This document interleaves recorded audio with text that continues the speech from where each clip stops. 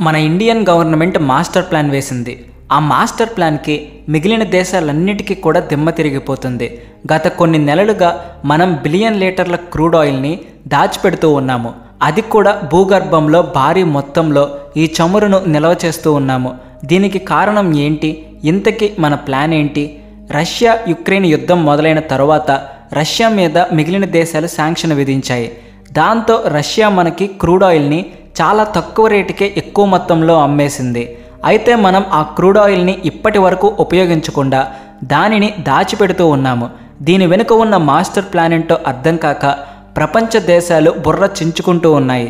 ఈ మాస్టర్ ప్లాన్ని అర్థం చేసుకున్న మరికొన్ని దేశాలకు మాత్రం దిమ్మ తిరిగిపోయింది. ఈ ఫుల్ స్టోరీ ఏంటో ఈ వీడియోలో తెలుసుకుందాం. అంతకంటే ముందు మీరు మా ఛానల్ సబ్స్క్రైబ్ చేసుకోకపోతే వెంటనే సబ్స్క్రైబ్ చేసుకోండి. మన మాస్టర్ ప్లాన్ ఏంటో తెలుసుకునేందుకు ఈ వీడియో చివరి దాకా చూడండి.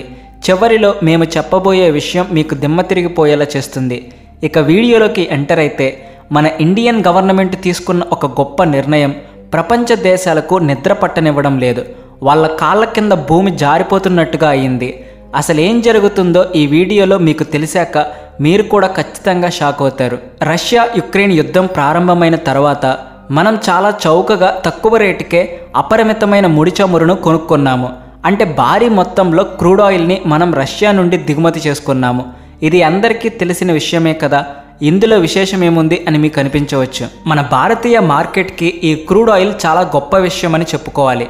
ఎందుకంటే ఈ క్రూడ్ ఆయిల్ని మనం రిఫైన్ చేసి మన దేశంలో అమ్ముకుంటే పెట్రోల్, డీజిల్ వంటి వాటి ధరలు తగ్గిపోతాయి. నిత్యావసర సరుకుల ధరలు కూడా తగ్గిపోతాయి. కానీ ఇలాంటిదేది జరగకుండా భారతదేశం ఈ క్రూడ్ ఆయిల్ని రహస్యంగా భూగర్భంలో దాచిపెడుతూ ఉంది. ఈ వార్త ప్రపంచానికి ఎలా తెలిసిందో తెలియదు, కానీ ఇంత ఖరీదైన చమురును ఉపయోగించకుండా భారతదేశం ఎందుకు దాచిపెట్టుకుంటూ ఉందో ఎవ్వరికీ మొదట్లో అర్థం కాలేదు. ఇప్పటి వరకు ఇతర దేశాలకు కూడా మనం ఈ క్రూడ్ ఆయిల్ని రిఫైన్ చేసి అమ్మింది కూడా లేదు. మరి ఇలా ఈ క్రూడ్ ఆయిల్ని స్టోర్ చేయడం వల్ల లాభం ఏంటి? దీని వెనుక ఉన్న రహస్యం ఏంటి అని మనలాగే చాలామందికి అనుమానాలు కలిగాయి. మన ప్రభుత్వం తీసుకుంటున్న ఈ స్టెప్ కేవలం మన దేశానికి మాత్రమే కాకుండా ప్రపంచానికి కూడా చాలా ముఖ్యమైనది అని తొందరలోనే ప్రూవ్ అవబోతూ ఉంది. ఇంతకీ భారతదేశం తీసుకున్న ఈ మాస్టర్ ప్లాన్ ఏంటో ఇప్పుడు మీకు చెప్తున్నాను, జాగ్రత్తగా వినండి. 1973లో ఇజ్రాయెల్కి సిరియాకి మధ్య యుద్ధం జరిగింది అనే విషయం చరిత్ర మీద అవగాహన ఉన్న ఎవరికైనా బాగా తెలుసు. ఈ యుద్ధంలో వెస్ట్రన్ కంట్రీస్ అన్నీ కూడా ఇజ్రాయెల్కి మద్దతు ఇచ్చాయి అనే విషయం ప్రత్యేకంగా చెప్పక్కర్లేదు. దాంతో అరబ్ దేశాల ఆగ్రహానికి అమెరికాతో పాటు అనేక పాశ్చాత్య దేశాలు బలయ్యాయి. అప్పట్లో ఈ వెస్ట్రన్ కంట్రీస్ అన్నీ కూడా క్రూడ్ ఆయిల్ కోసం గల్ఫ్ దేశాల మీదే పూర్తిగా ఆధారపడవలసి వచ్చేది. అందుకనే గల్ఫ్ దేశాలన్నీ కూడా ఈ క్రూడ్ ఆయిల్ సప్లైని నిలిపివేశాయి. దాంతో ప్రపంచం మొత్తం ప్రభావితం చెందింది. క్రూడ్ ఆయిల్ని నిలిపివేయడం వల్ల ప్రపంచంలో చాలా దేశాలకు పెట్రోల్, డీజిల్ వంటి నిత్యావసర ఇంధనాలు దొరకలేదు. ఒకవేళ వేరే దేశాల నుండి దిగుమతి చేసుకున్నా సరే ఎంతో ఎక్కువ రేటు ఇచ్చి దిగుమతి చేసుకోవాల్సి వచ్చింది. అమెరికా వంటి దేశంలో కూడా క్రూడ్ ఆయిల్ ధరలు అకస్మాత్తుగా ఆకాశాన్ని తాకాయి. ఈ సంక్షోభాన్ని దృష్టిలో పెట్టుకుని భవిష్యత్తులో భారీ చమురు నిల్వలు సృష్టించడం అమెరికా ప్రారంభించింది. ప్రస్తుతం అమెరికా దగ్గర దాదాపు 727 మిలియన్ బ్యారెళ్ల చమురు నిల్వ ఉంది.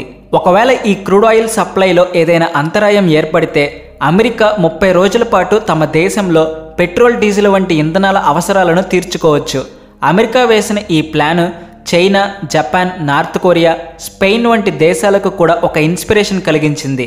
ఎప్పుడైనా భవిష్యత్తులో ఇలా ఇంధనాల కొరత ఏర్పడితే ముందుగానే ఇలాంటి ప్లాన్ వేసుకుంటే భవిష్యత్తులో మనకి ఎలాంటి ఇబ్బంది కలగదు అని ఈ దేశాలు కూడా భావించాయి. అందుకనే అమెరికా నడిచిన మార్గంలోనే మిగిలిన దేశాలు కూడా మెల్లగా నడవడం మొదలుపెట్టాయి. ఎనర్జీ ఏజెన్సీ మార్గదర్శకాల ప్రకారం ఈ ప్రపంచ దేశాలు కనీసం 90 రోజులకు సరిపడా క్రూడ్ ఆయిల్ని నిల్వ చేసుకోవాల్సి ఉంటుంది. అందుకనే భారతదేశం కూడా ఈ కోణంలో పనిచేయడం మొదలుపెట్టింది.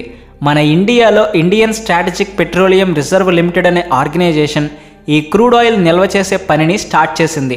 ముఖ్యంగా మన ఏపీలో విశాఖపట్నం, కర్ణాటకలోని మంగళూరు, ఒడిస్సాలోని చాందబలిలో భూగర్భ చమురు నిల్వలను మనం రెడీ చేశాము.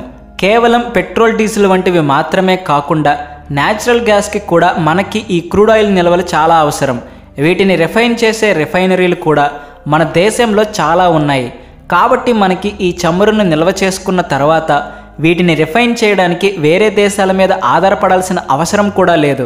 ఏ విధంగా అయితే అమెరికా భూగర్భంలో చమురు నిల్వలను దాచిపెట్టుకుంటూ ఏదైనా ప్రమాదం ఎదురైనప్పుడు వాడుకోవడానికి సిద్ధంగా ఉందో, అదేవిధంగా మన దేశం కూడా భూగర్భంలో చమురు నిల్వలను స్టోర్ చేస్తూ ఉంది. ఏదైనా సంక్షోభం ఏర్పడినప్పుడు మనం ముందుగానే ప్రిపేర్గా ఉన్నాము. అయితే అంతర్జాతీయంగా మన క్రూడ్ ఆయిల్ ధరలు తగ్గిపోయినప్పటికీ కూడా మన పెట్రోల్ డీజిల్ ధరలు ఎందుకు తగ్గడం లేదు, ఇంతింత ట్యాక్స్లు ఎందుకు కలెక్ట్ చేస్తున్నారు అని ప్రతిపక్షాలు మన ప్రభుత్వం మీద ఏడుస్తూనే ఉన్నాయి. కానీ బ్యాక్ స్టోరీ ఏంటో వాళ్ళకి తెలియదు. భవిష్యత్తులో ఏదైనా ప్రమాదం ఎదురైనప్పుడు ముందుగానే ముందు చూపుతో సిద్ధంగా ఉండడమే తెలివైన వాడి లక్షణం. ఆ తెలివైన పని మన ప్రభుత్వం చేస్తూ ఉంది. భూగర్భంలో ఈ చమురు నిల్వలను పెంచడం కోసం మన భారతదేశం ఇప్పటికే 4,000 కోట్లను కేటాయించింది. 2026 కల్లా ఈ నిల్వలను డబల్ చేయాలి అని కూడా మన వాళ్ళు ప్లాన్ చేస్తూ ఉన్నారు. అలా చేయడం వల్ల కేవలం మన దేశంలోనే కాదు, మన మిత్ర దేశాల అవసరాలను కూడా మనం పూర్తి చేసినట్టు అవుతుంది. అత్యవసర సమయంలో మనం చమురును వేరే దేశాలకు అమ్మడం వల్ల ఎక్కువ డబ్బును కూడా గడించేందుకు అవకాశం ఉంటుంది. ఏదైనా సమస్య ఏర్పడినప్పుడు ఆ సమస్యను చాకచక్యంగా పరిష్కరించుకునేందుకు కూడా మనకి చాలా ఉపయోగకరంగా ఈ చమురు నిల్వలు ఉన్నాయి. ఏమైనా యుద్ధాలు జరిగినప్పుడు ఖచ్చితంగా ఆ ప్రభావం పెట్రోల్ డీజిల్ వంటి వాటి మీదే పడుతుంది. దాంతో వాటి రేట్లు అకస్మాత్తుగా ఆకాశాన్ని తాకటం వల్ల నిత్యావసర సరుకుల రేట్లు కూడా పెరిగిపోయి పేదవాడి నడ్డి విరిగిపోతుంది. మిడిల్ క్లాస్ జనాలు మరింత పేదరికంలోకి జారిపోతారు. తెలివైన ప్రభుత్వం మాత్రం ముందుగానే ఇలాంటి సమస్యలను గుర్తించి వాటికి అనుగుణంగా పరిష్కారాలను ఆలోచించి సిద్ధంగా ఉంటుంది. ఈ చమురు నిల్వల వ్యవస్థ కూడా చాలా సురక్షితంగా ఉంది. సముద్ర గర్భంలో చాలా లోతుగా వీటిని నిర్మించి స్టోర్ చేస్తూ ఉన్నారు. ఏదైనా ప్రాకృతిక విపత్తులు ఏర్పడినప్పుడు కూడా మనం సిద్ధంగా ఉండడానికి ఈ నిల్వలు ఎంతగానో మనకి ఉపయోగపడతాయి. మన భారతదేశం తీసుకున్న ఈ మాస్టర్ ప్లాన్ మనకి ఎంతగానో సహాయకారిగా ఉంటుంది. 2019లో సౌదీ అరేబియాలో ఉన్న రిఫైనరీ మీద దాడి జరిగినప్పుడు మన దేశం కూడా అలర్ట్ అయింది. మన దగ్గర ఉన్న రిఫైనరీలను కూడా మనం సురక్షితంగా ఉంచుకోవాల్సిన అవసరం ఎంతైనా ఉంది అని గుర్తించాము. ఆత్మనిర్భర్ భారత్ అనేది మన ప్రభుత్వం తీసుకున్న ఒక గొప్ప నిర్ణయం. వేరే దేశాల మీద మనం ఆధారపడకుండా మన కాళ్ళ మీద మనం నిలబడాలి అని మన ప్రభుత్వం అధికారంలోకి వచ్చినప్పటి నుండి కూడా చెబుతూ ఉంది. ఇప్పుడు దానిని చేతల్లో పెట్టింది. ఇలాంటి వార్తలు మీకు న్యూస్ పేపర్లో ఎక్కడా కనిపించవు.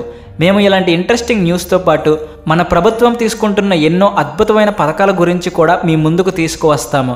మరి మన భారతదేశం తీసుకున్న ఈ మాస్టర్ ప్లాన్ గురించి మీ అభిప్రాయం ఏంటో కామెంట్ సెక్షన్లో తెలియచేయండి. అలాగే వీడియో నచ్చితే వెంటనే లైక్ చేసి షేర్ చేయండి. మీ ఫ్రెండ్స్ అండ్ ఫ్యామిలీ మెంబర్స్కి కూడా మా ఛానల్ని రికమెండ్ చేయండి. Please like and share and also thanks for watching.